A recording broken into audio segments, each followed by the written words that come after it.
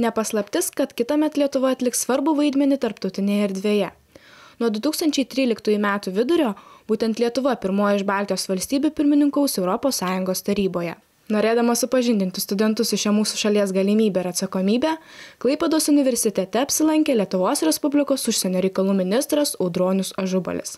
Anot ministro, svarbiausias Lietuvos uždavinys taryboje – užtikrinti, kad teisėkūros procesas nenutrūks nei minutei. Lietuva atstovaus 264 pirmininkavimo grupėms, moderuos 3000 susirinkimų, iš kurių 180 vyks Vilniuje. Mūsų šalis pagrindinį dėmesį ES taryboje skirs energetinio saugumo užtikrinimui ir energetinių salų pasaulyje panaikinimui, partnerystės su rytais klausimui, ES išorės sienų saugumo užtikrinimui ir Baltijos jūros plėtros strategijai.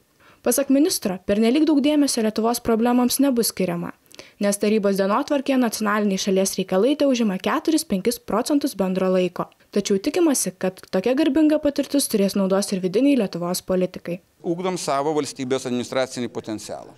Kitas dalykas, kad mes turėsim galimybę, ką ir kalbėjau, kelis savo nedidelius prioritetus taip pat pristatyti Europą ir juos gilinti. Tai yra sienų saugumas, kas yra aktualu mums. Tai yra energetinis saugumas, kas mums yra aktualu.